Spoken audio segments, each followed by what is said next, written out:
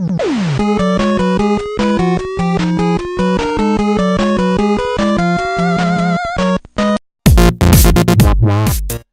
in our modern 21st century world where geek has become chic, if you ask most people what they think of when you say the words video game music, the first thing that's going to come to mind is probably this.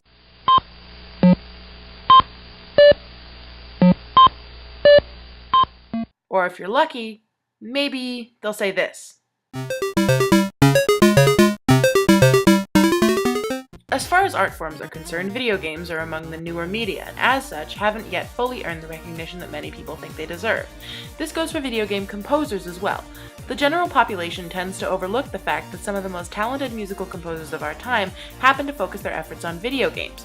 Pioneers such as Rob Hubbard, Manami Matsumae, and Tim Follin, known for working on titles such as One Man and His Droid, Mega Man, and, well, pretty much the entire 1990s in Follin's case, along with more modern composers such as the mighty series Jake Kaufman. It all started, of course, with Atari. The Atari 2600 game Pitfall 2 is often held up as a pioneer in video game soundtracks, being as it was one of the first games to have a memorable composition featured throughout the game. Its single song, repeated ad infinitum, was unlike anything players had heard before and really laid the groundwork for video game composition to increase in complexity.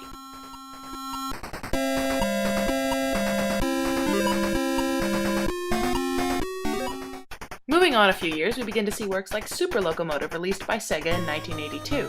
Its soundtrack featured an 8-bit rendition of Japanese avant-garde electronic band Yellow Magic Orchestra's hit song Raideen.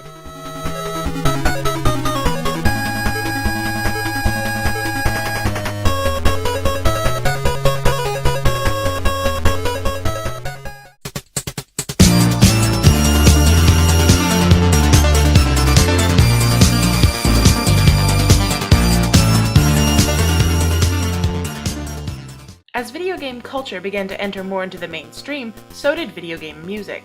Websites such as Overclock Remix and podcasts such as VGMadness have, in recent years, begun to increase awareness of the medium. Since then, games like Metroid, Mega Man, and Sonic the Hedgehog have become famed for their excellent music. This recognition has also been aided by a resurgence in 1990s culture, particularly in the electronic music scene, along with the rise of popularity of chiptune musicians and bands such as Anamanaguchi. With most modern games now opting for a film-esque orchestral score, video game music may find its influence and innovation waning. Luckily for fans, however, there appear to still be composers committed to the old-school spirit.